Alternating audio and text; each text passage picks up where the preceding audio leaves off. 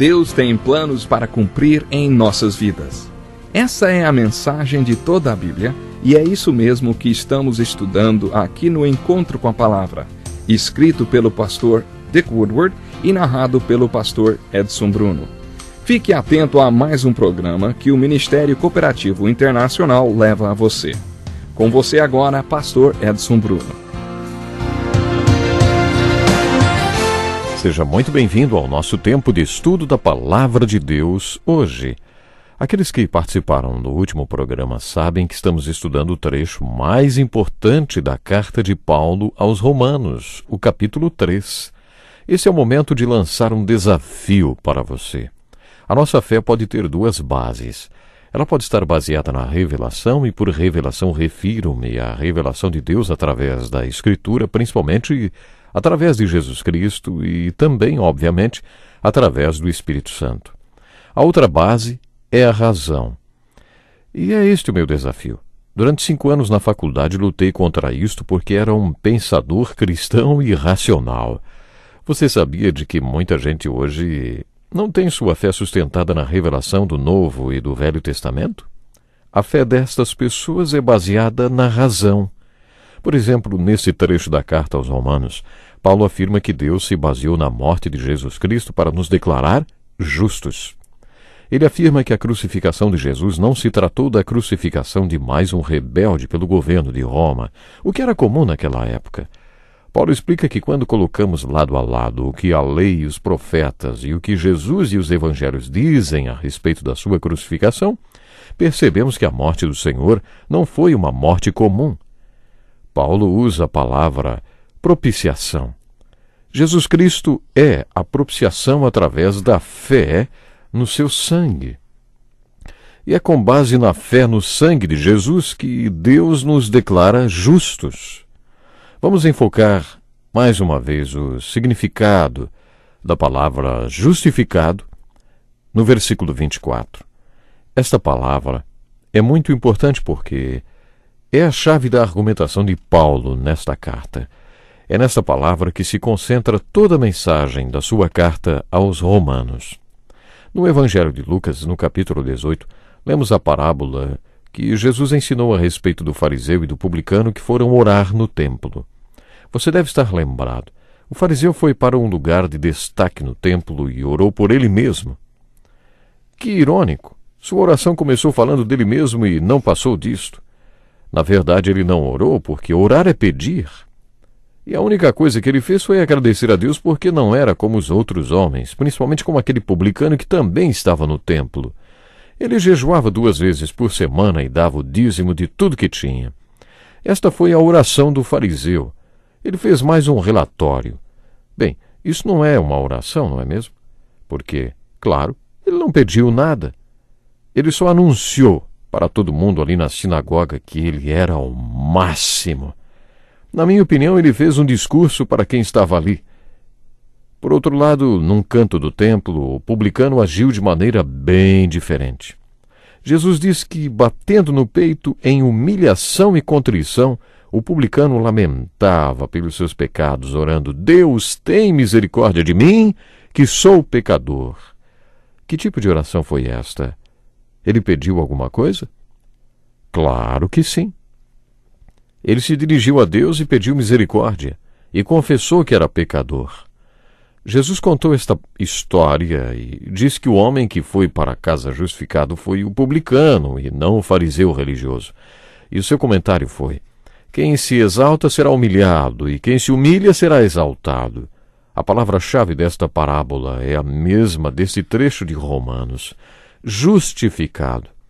O que tudo isto significa? A palavra justificado quer dizer como se nunca tivesse pecado. Bom, esse é um bom começo, porque é exatamente isto que significa. Quer dizer que se a sua vida fosse registrada numa fita cassete e Deus tocasse essa fita no dia do julgamento, aqueles pontos da fita onde o seu pecado tivesse sido registrado, Deus cortaria fora. E quando a sua fita tocasse, seria como se você nunca tivesse feito nada de errado, porque as partes nas quais o pecado estivesse registrado teriam sido eliminadas. Por isso, ser justificado é muito mais do que ser perdoado. Na verdade, a justificação muda sua história para como se você nunca tivesse pecado. Encontramos um grande exemplo disto no Velho Testamento. A vida de Davi. Aliás, já falamos de Davi nesse estudo. Davi cometeu o pecado de adultério seguido de assassinato e por 1 ano ele encobriu tudo. Quando o profeta Natã confrontou Davi e ele confessou o seu pecado, conforme lemos no Salmo 51, vemos que além de ser perdoado, Davi foi justificado. Sabemos disso através dos livros de Samuel e de Reis, que cobrem o período de 500 a 1000 anos da história dos hebreus. 500 a 1000 anos antes de Cristo, da história dos hebreus. Os 2 livros de crônicas relatam o mesmo período, mas são considerados pelos rabinos como os livros das omissões, porque eles omitem vários fatos relatados nos livros de Samuel e de Reis. Segundo os rabinos, os livros de Samuel e de Reis apresentam este período da história sob a perspectiva humana, enquanto os livros de crônicas apresentam o mesmo período da história sob a perspectiva de Deus. O impressionante é que quando lemos Samuel, encontramos 8 capítulos no primeiro livro e 9 no segundo, contando o pecado de Davi. Se você tiver um bom estômago, leia do capítulo 11 ao 18 do primeiro livro de Samuel, ou o capítulo 19 do segundo. Esse trecho da Escritura é interessante e muito empolgante. Na verdade, impressionante. Davi foi punido severamente pelo seu pecado porque não recorreu a Deus. Deus teve de ir até ele, e grande parte desse trecho da palavra é o relato deste castigo. Mas quando chegamos nos livros de crônicas, Davi é mencionado como pastor. Lemos sobre sua ascensão a rei e depois sobre o auge do seu sucesso. O seu pecado nem é mencionado, porque para Deus o pecado de Davi nem tinha existido. O mesmo se refere ao pecado de Salomão, o que nos leva a crer que Salomão também tenha confessado seu pecado. Ele teve 700 esposas e 300 concubinas. Ele não perdeu tempo, não. Quis aproveitar tudo que podia. Se quisermos citar um pecador, Salomão é um ótimo exemplo. Todos os cativeiros pelos quais Israel passou não foram causados pelo pecado de Davi, foram consequência do pecado de Salomão.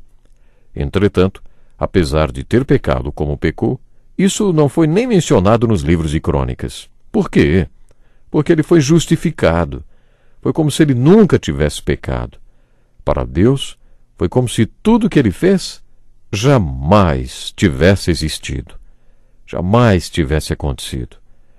Quando estudamos justificação, devemos estar atentos às expressões que aparecem junto ao conceito ou à palavra justificação.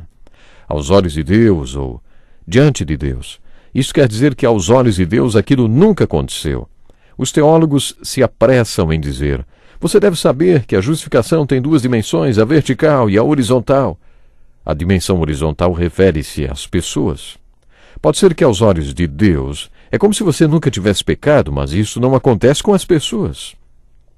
Se alguém está cumprindo pena por assassinato e se converte na prisão, vai continuar preso, mesmo que aos olhos de Deus seja como se nunca tivesse pecado, porque a justificação na dimensão horizontal não foi cumprida.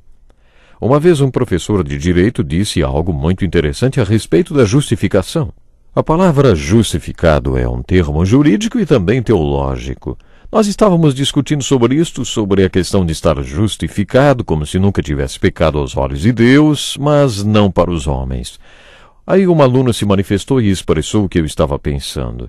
Ele disse: então ser justificado não é o que eu pensava. O professor respondeu com esta explicação. Vocês se lembram quando estávamos estudando os procedimentos em um julgamento e falamos sobre como devemos apresentar nosso caso ao juiz e não para o público presente na audiência, porque você pode convencer os presentes que o seu cliente é um santo, mas se não convencer o juiz, o seu cliente irá para a cadeia. Um dia todos nós estaremos diante do trono do juiz. E o que você acha que vai valer neste julgamento, hein? A opinião das pessoas? a dimensão horizontal da justificação não terá a menor importância ali. O que realmente vai importar é a opinião de Deus a seu respeito. Por isso, se você acredita no que estamos falando, lembre-se das palavras aos olhos de Deus. E esta é a boa nova, porque aos olhos de Deus é como se eu nunca tivesse pecado. Explorando um pouco mais o significado da palavra justificado, vamos imaginar que um homem seja considerado culpado de um crime e condenado à prisão perpétua. Será que existe alguma saída para ele? Ele pode conseguir uma condicional e voltar ao convívio da sociedade. Pode ser que isto aconteça, mas diante da sociedade ele é um condenado e sempre será visto como um ex-presidiário, alguém que já cumpriu pena. Pode ser que a justiça lhe conceda a anistia e o perdão. Isso não vai mudar muito a maneira como ele será visto pela sociedade. Pode ser que, depois de 20 anos cumprindo a pena, alguém se confesse culpado daquele assassinato pelo qual ele foi condenado. E agora? Será que a situação muda? Ele não está mais sob condicional, nem foi anistiado, nem perdoado pela justiça. Ele foi declarado inocente do crime. É isto que a palavra justificado significa. Ser declarado justo. Quer dizer que você nunca pecou, nunca cometeu pecado, se você foi justificado. Aos olhos de Deus, você está puro. A questão é muito profunda mesmo. Ser justificado, não esqueça, significa que o pecado nunca existiu na sua vida. E isso valoriza o sacrifício de Jesus Cristo por nós. Na justiça comum pode acontecer de um homem que era inocente ser falsamente acusado e condenado. Mas não é possível que um homem que realmente tenha cometido um crime e que depois tenha sido perdoado seja considerado como se nunca tivesse cometido o crime. Mas foi isto que Paulo quis dizer quando se referiu a ser justificado aos olhos de Deus. Aos olhos de Deus não somos perdoados. Não é uma questão de fazer com que nosso pecado nunca tenha existido. Na verdade, somos declarados aos olhos de Deus tão justos como o próprio Jesus Cristo. Deus olha para nós e diz: esta pessoa é tão justa como meu filho. Por isso é importante, meu ouvinte, que você entenda o que Paulo afirma no versículo 22 do capítulo 3, que a justiça pela fé em Jesus Cristo é para todos e sobre todos os que creem. No Velho Testamento encontramos o conceito de expiação, que quer dizer que o pecado foi coberto. Estava lá, mas foi coberto. Portanto, justificação é muito mais do que expiação. Nós vamos continuar estudando no próximo programa. Até lá, Deus lhe abençoe. Que lição importantíssima. Obrigado, Pastor Edson Bruno. Prezado ouvinte, coloque em prática o que você ouviu aqui. Sem dúvida, sua vida será grandemente abençoada. Este é um estudo escrito pelo Dr. Dick Woodward, na voz do Pastor Edson Bruno. Escreva-nos e solicite o material. Nosso endereço é Encontro com a Palavra, Caixa Postal 2011, CEP 89201-970, Joinville, Santa Catarina. Até o nosso próximo Encontro com a Palavra.